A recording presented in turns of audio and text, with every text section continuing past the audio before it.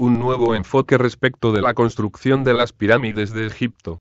¿Por qué construirlas desde abajo hacia arriba y desde afuera hacia adentro, si podría ser mejor construirlas desde arriba hacia abajo y desde adentro hacia afuera?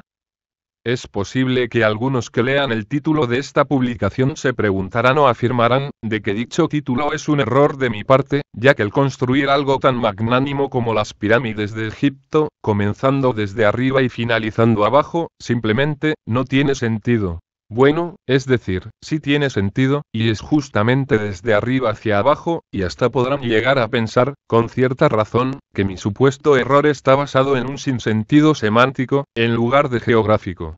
Pues mi respuesta a ello es que, aunque no tenga sentido semántico, sí tiene sentido místico, pero aplicado a la propia realidad, y voy a explicar lo que yo entiendo, en relación a que, las pirámides fueron construidas desde arriba hacia abajo guiados por las enseñanzas ancestrales provenientes desde el mismísimo núcleo de la civilización egipcia. Incluso, cuando comience yo a explicarles esta idea, que a primera mano, aparenta ser totalmente absurda, tiene una gran base lógica, en cuanto al proceso de construcción de dichas proezas arquitectónicas. Pero antes de pasar a explicar el método, respecto de cuál, pienso yo que utilizaron para elevar esas tres luces, apuntando cada una de ellas, en dirección al cielo, hacia cada una de las tres estrellas del cinturón de Orión, primero debo hacer alusión a un concepto ancestral emanado desde lo profundo de la filosofía egipcia, y que es el del caduceo.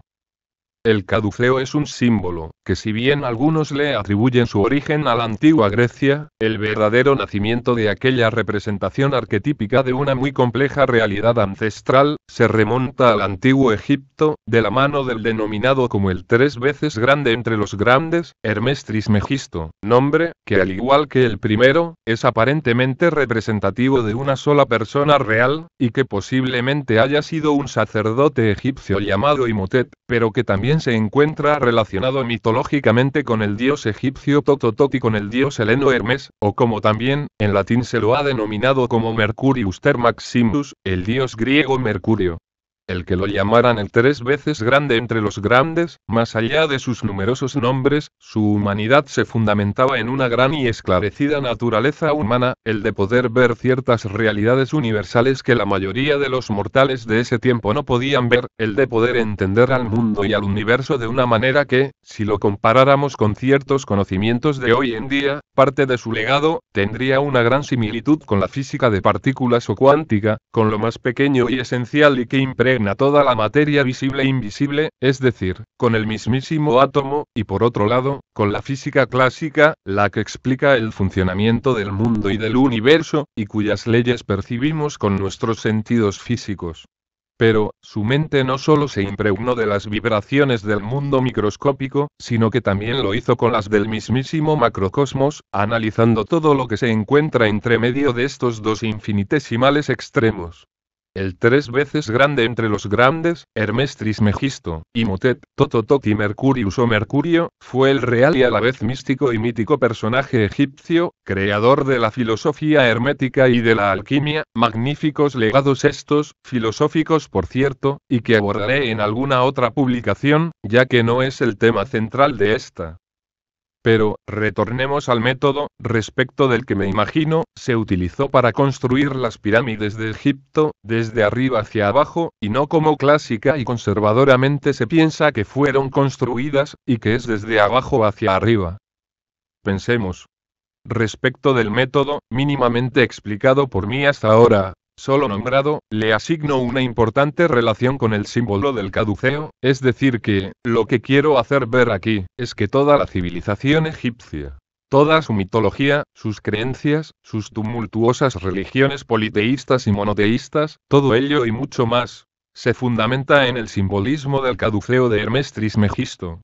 Es decir, que en el momento en el que los arquitectos egipcios se dispusieron a diseñar el proceso de construcción de las pirámides, y a las pirámides en sí mismas, me es lógico y hasta con mucho sentido común, el pensar que han utilizado una manera que sea lo más eficiente, metodológicamente hablando, y representativa del macrocosmos, como también del microcosmos, simbólicamente hablando universo y ser humano. Y aquí es donde puedo conjugar los arquetipos junto con la realidad, es decir, relacionar el símbolo que sostiene a la psique y a lo físico, con lo que sostiene a una construcción tan colosal como la del cuerpo humano, y que son las pirámides de Egipto. Es así, estimados lectores, el cuerpo humano fue tan o más complejo construir que una pirámide de piedra, y ni que hablar de construir el alma. Pero la respuesta a la construcción de las pirámides, desde arriba hacia abajo, se encuentra, desde mi humilde opinión, en el mismísimo simbolismo del caduceo vara de Hermes, palabra que proviene del griego que significa vara de olivo adornada con guirnaldas. Y como dato adjunto, se desprende de la mitología griega la afirmación de que el mismísimo dios Apolo fue el que le regaló el caduceo a Hermes Trismegisto. Entonces, ¿de qué manera se basaron los constructores de tales obras de ingeniería, como lo son las pirámides de Egipto, utilizando el caduceo vara de Hermes, para construir dichos monumentos a los dioses, desde arriba hacia abajo? Bueno, he aquí mi idea. El caduceo, o vara de Hermes, se compone de una vara central, junto con dos serpientes enroscadas por sobre aquella, coronado todo lo anterior con dos alas extendidas de cisne blanco en la parte superior, y entre estas, una representación de lo que sería la glándula pineal de nuestro cerebro, la que debemos ejercitar con ciertos pasos habituales de modo de alcanzar la conciencia del sí, y despertar del sueño, en plena vigilia, en el que nos encontramos como seres humanos bombardeados por la acción de la superficialidad, emanada está desde el insensible mundo light. Dicha vara central se la entiende como la columna vertebral, o soporte estructural, de todos los otros arquetipos que se desprenden de este símbolo del caduceo, es la que sostiene todo lo demás. Por otro lado, las serpientes entrelazadas representan, además de la energía vital que fluye desde abajo hacia arriba y desde arriba hacia abajo, un gran número 8 simbolizando un claro equilibrio entre dos fuerzas antagónicas, es decir, entre el bien y el mal, entre lo masculino y lo femenino, entre lo positivo y lo negativo, entre la luz y la oscuridad, entre el saber y la ignorancia, entre el sol y la luna, entre el cielo y la tierra, entre la mente y el corazón. Mientras que las alas de cisne, desplegadas ambas a cada lado de la parte superior de la vara, simboliza al mensajero de los dioses, quien tiene la facultad de moverse de un lugar a otro, con inigualable premura. Estas también representan a los hemisferios izquierdo y derecho de nuestro cerebro, en un balance perfecto entre ellas, y alrededor del último símbolo, el cual es el que representa a nuestra glándula pineal, la cual, y como detalle más arriba, debe activarse por medio del ejercicio habitual del conocerse a uno mismo. Este símbolo es una completa manera de representar la evolución de nuestra conciencia. Y cuando despertamos a la verdadera conciencia, despertamos a la vida.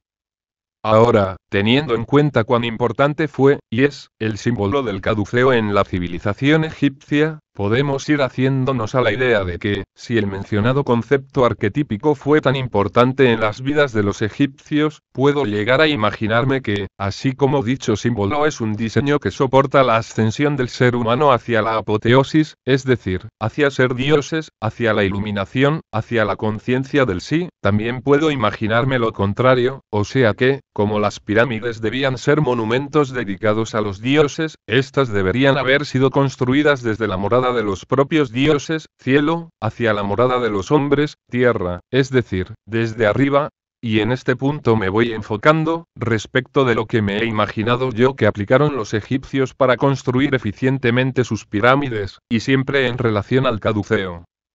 Como expliqué más arriba, este símbolo se sustenta por una vara central o columna, que la energía representada por las serpientes o fuerza fluye desde abajo hacia arriba y desde arriba hacia abajo, y que la conciencia o inteligencia es la que se encuentra en la cima rigiendo todo lo que se halla debajo.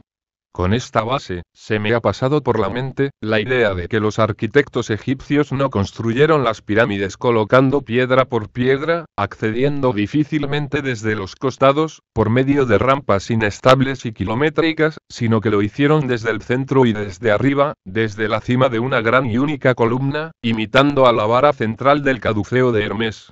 ¿Y qué elemento del mundo real pudo haber sido dicha columna? Simple respuesta, un obelisco de piedra caliza, que, si bien los mayores obeliscos egipcios conocidos no superan los 40 metros de altura, este obelisco, esta piedra inicial y fundamental para iniciar la construcción de las pirámides, pudo haberse construido en 3 secciones de no más de 40 metros de altura cada una, partiendo desde el centro geográfico desde donde se comenzarían a construir cada una de las 3 pirámides que hoy todos conocemos. Y teniendo en cuenta que la Gran Pirámide de Giza ostenta unos 139 metros de altura, 3 secciones de aquellos obeliscos, uno encima del otro, dependiendo del avance en la construcción, es una muy posible proeza para los egipcios, ya que con solo observar todo lo demás que han construido durante su estadía en este mundo, muy productiva para la humanidad, lo anterior no les significaría reto alguno.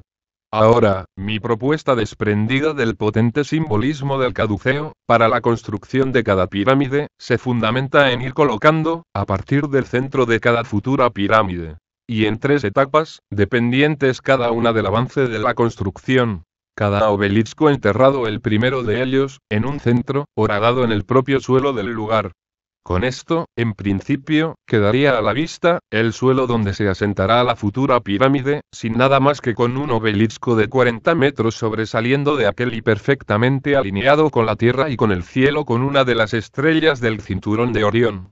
A medida que se construye desde arriba hacia abajo, idea que explicaré más adelante, al llegar con los bloques muy cerca de la cima del primer obelisco, otro obelisco es insertado sobre el primero, calzando uno dentro del otro, o bien, desbastando la punta del primero hasta que se forme un nuevo agujero entre los bloques recién colocados, es decir que, entiendo que se tuvo que hacer un trabajo de recorte de la punta del primer obelisco con el objetivo de dejar lugar, hacia abajo, para que pueda calzar el nuevo obelisco, es decir, el segundo de los 3, basada dicho calce, en un método de encastre similar a los ladrillos de juguete. De esta manera se repite el mismo método hasta colocar el tercer y último obelisco dependiendo del avance de la colocación de los bloques, por supuesto. Pero aún resta explicar lo mejor, la gran pregunta, y es de qué manera utilizaron, para mi ver, los 3 obeliscos centrales como grandes columnas, para subir cada bloque de piedra alrededor de estos, y colocarlos en su lugar. Pues a ello me dirijo ahora. Veamos. Ya tenemos la idea de que los 3 obeliscos, uno encima del otro, conforman lo mismo que está simbolizando la vara central del caduceo, y que es la de ser la columna vertebral de todo lo demás, de soportar las fuerzas que provienen desde la base y desde el pináculo serpientes, para luego guiarlas, por medio de las alas de cisne cerebro y la conciencia que representa el símbolo de la glándula pineal, hacia lo alto, hacia los dioses, y hacia abajo, hacia los hombres. Es decir que, dicha magnánima columna de piedra, constituida por los 3 obeliscos, es la que conformará la gran columna vertebral que soportará a cada uno de los bloques que se usarán para construir la pirámide. Sin columnas, ninguna piedra podrá colocarse en su lugar. Sin la columna vertebral, las fuerzas duales que provienen desde abajo desde la fuerza sexual, no se transmitirán hacia arriba, y viceversa, y por ende, el cerebro y la glándula pineal dejarán de tener sentido. Esta es la relación y la clave para entender la construcción de las pirámides de Egipto: la vara, la columna. El obelisco. Sin el obelisco, no se podrá alcanzar la morada de los dioses, el despertar de la conciencia. Pero todavía les debo lo más importante: cómo se las construyeron desde arriba hacia abajo. ¿Cómo es posible que algo se construya desde la cima, para terminar en su base? Bueno, queridos lectores, este tema, aunque muy simbólico, también se lo podrá interpretar de la manera en que les propongo, de arriba hacia abajo. Comencemos. A estas alturas, y más allá de las anteriores especulaciones respecto de cómo irían encastrados los 3 obeliscos, uno arriba del otro, actualmente tenemos imaginado al primer obelisco enterrado y alineado, por lo que es menester el comenzar con el acarreo de los bloques hacia sus respectivos lugares. Más allá del acarreo desde el lugar de las canteras hacia el lugar en donde se construirán las pirámides, lo que nos tiene reunidos aquí es el de tratar de entender cómo se usaron cada uno de los obeliscos, o columnas rectoras, para acomodar cada piedra en su lugar basados estrictamente en el simbolismo del caduceo, y desde arriba hacia abajo. Pues bien, mi idea al respecto, se basa en utilizar la cúspide de cada obelisco, ya ubicado en el centro de cada futura pirámide, como soporte superior, o punta de grúa, con dos guías en forma de túneles, los cuales traspasan al obelisco de lado a lado, apuntando cada agujero horadado en lo más alto de esta gran piedra fundamental, hacia los 4 puntos cardinales. De esta manera, interiormente, en el vértice superior del obelisco, quedarán formados una especie de túneles horadados de lado a lado, uno encima del otro, de modo de que sendas y gruesas cuerdas puedan circular por entre ellos libremente, ayudadas por un lubricante que puede llegar a ser grasa animal, de manera tal de que las cuerdas no se desgasten y se corten con el uso.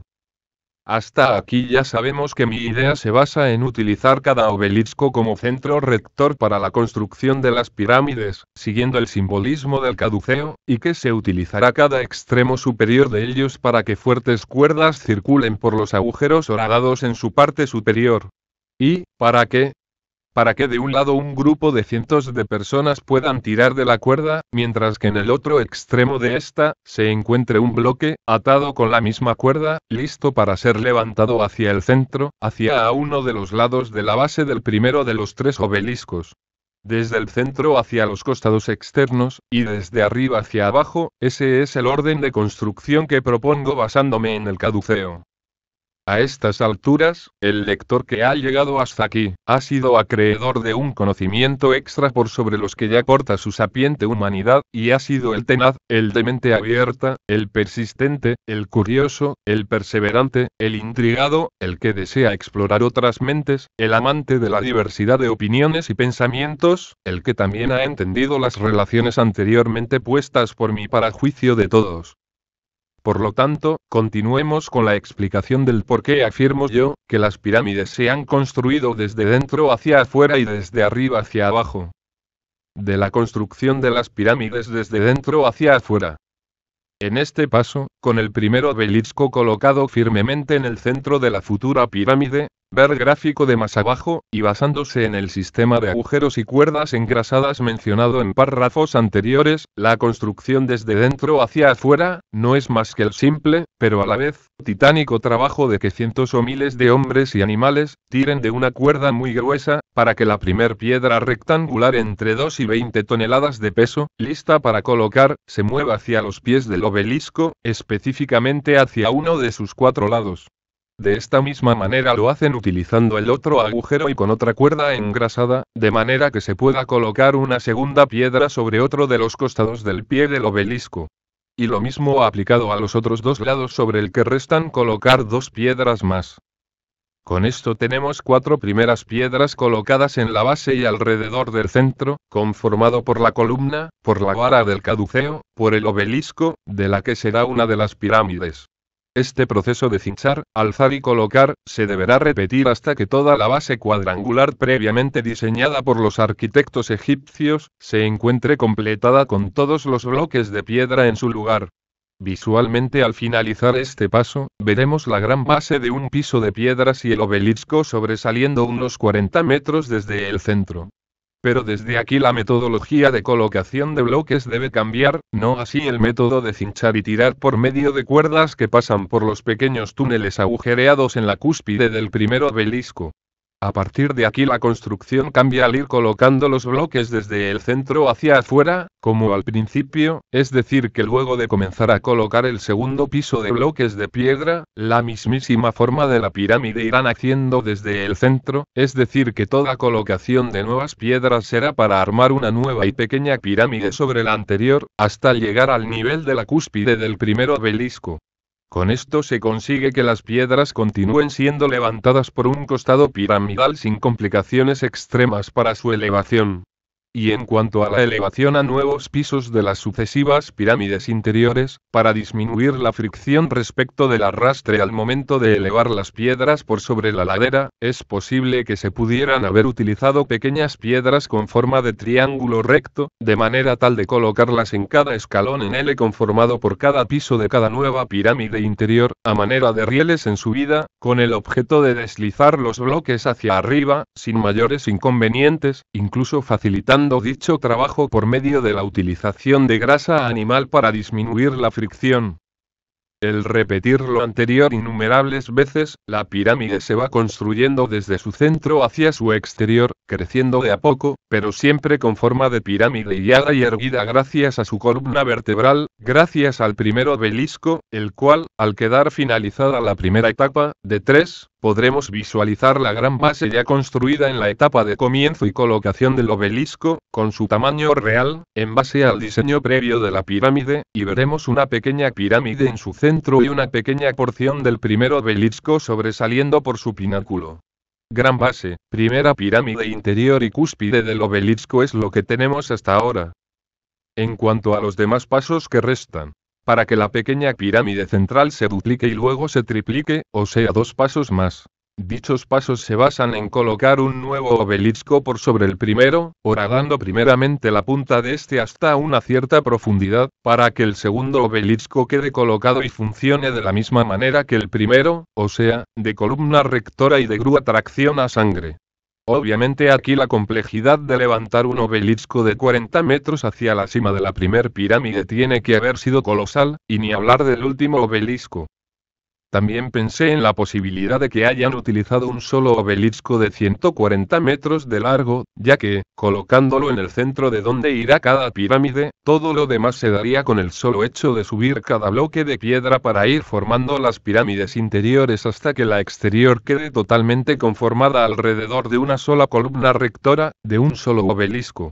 Esta es otra posibilidad que he barajado y que, aunque tallar y trasladar un solo obelisco de 140 metros hasta el lugar de cada pirámide, aunque no imposible, no me fue una opción tan práctica como la de los 3 obeliscos, uno encima del otro. Y no nos olvidemos que los bloques interiores no tuvieron que ser necesariamente gigantescos, sino que pudieron haber utilizado bloques más pequeños y manejables hasta el gran desafío final de los grandes bloques exteriores. Siendo más pequeños los bloques interiores, habrá sido más fácil el construir los pasadizos internos que todos conocemos, aunque sea en fotos o vídeos.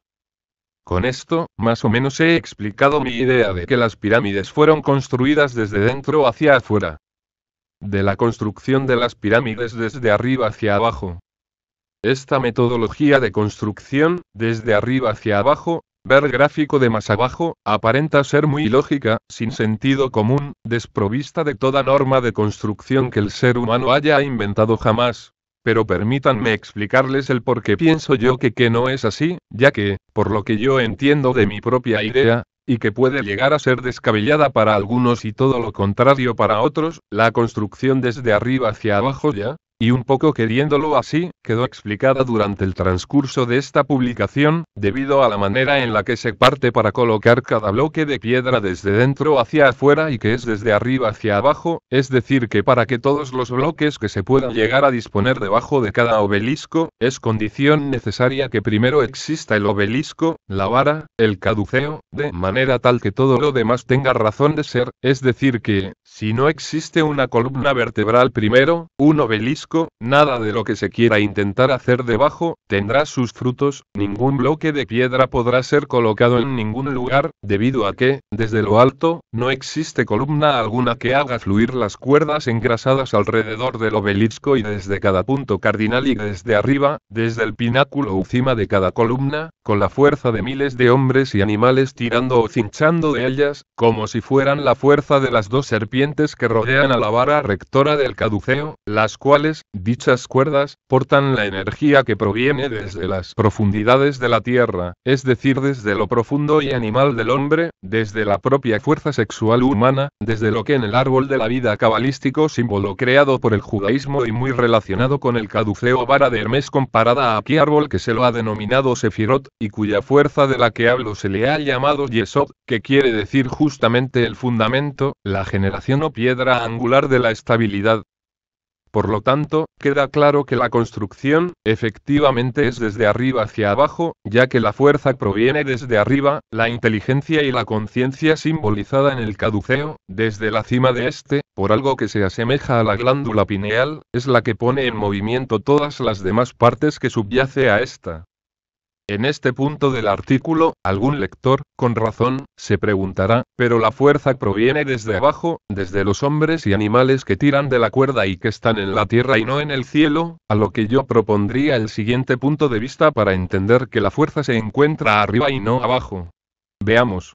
Es cierto que miles de hombres y animales habrán tenido que hacer mucha fuerza desde la base, desde la tierra, para que, por medio de una larga, muy larga cuerda, gruesa y engrasada en su mayor parte, y que surca de ida y de vuelta, con incuestionable firmeza ante tantas tensiones opuestas, por la cima del obelisco, se puedan mover las piedras en el lado opuesto a los que se encuentran tirando o cinchando. Pero en este caso, y como en este mismo párrafo ya he demostrado que la fuerza se encuentra arriba y no abajo, por medio de ciertas palabras que han velado mínimamente dicha idea, podré decir explícitamente, que la fuerza se encuentra arriba, debido a que la mayor de todas las tensiones que debe soportar la cuerda, se encuentra localizada justo en la cima del obelisco, lugar desde donde la cuerda, no solamente nivela y retiene las fuerzas centrífugas de cada lado hombres y bloques, sino que también sufre la torsión por el hecho de surcar el pequeño agujero en forma de túnel, dentro de la cima del obelisco. Es decir que, en la cima, o sea, desde arriba, se generan fuerzas centrífugas descomunales y fuerzas desiguales de torsión, en donde ciertos hilos deberán poder tener la capacidad de estirarse desigualmente, unos más que los otros.